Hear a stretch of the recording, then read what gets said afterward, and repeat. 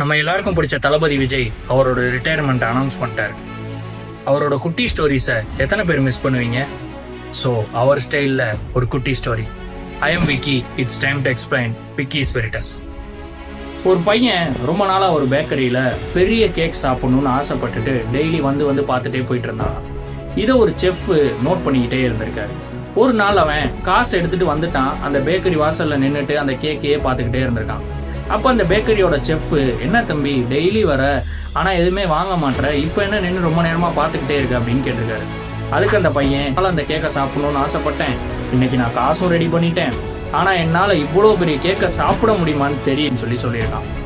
அதனால அந்த செஃப் என்ன யோசிச்சிருக்காரு, நான் உனக்கு ஒரு ஐடியா சொல்றேன், நீ 1 மணி நேரத்துக்கு ஒரு தடவை வா, நான் ஒரு பீஸா கட் பண்ணி தரேன், அதுக்கான காசு மட்டும் நீ கொடு அப்படின்னு சொல்லியிருக்காரு. அந்த பையனும் அங்கே 1 மணி நேரத்துக்கு ஒரு தடவை வந்திருக்கான், ஒவ்வொரு பீஸா சாப்பிட்ருக்கான். 5 மணி நேரத்தில் அந்த கேக்கையே சாப்பிட்டுட்டான். So the moral of the story is, நம்ம ஒரு பெரிய கோலை நோக்கி ஓடிக்கிட்டே இருக்கும்போது இவ்வளோ பெரிய விஷயத்த நம்ம பண்ணிடுவோமான்ற பயம், ஒரு மலைப்பு நம்ம எல்லாருக்குமே இருக்கும். ஆனால் அதே பெரிய கோலை ஷார்ட் டேர்ம் கோல்ஸாக சின்னதாக பிரிச்சுக்கிட்டோம்னா அன்னைக்கு அந்த கோலை நமக்கு முடிக்கும் போது ஒரு சாட்டிஸ்ஃபேக்ஷன் கிடைக்கும். அந்த சாட்டிஸ்ஃபேக்ஷனுக்காக நம்ம ஒர்க் பண்ணிக்கிட்டே இருக்கும் போது நம்மளை அறியாமலே நம்ம போடுற எஃபர்ட்ஸ் நம்மளை அந்த பெரிய கோல்ஸுக்கு நம்ம போய் சேர்த்தோம்.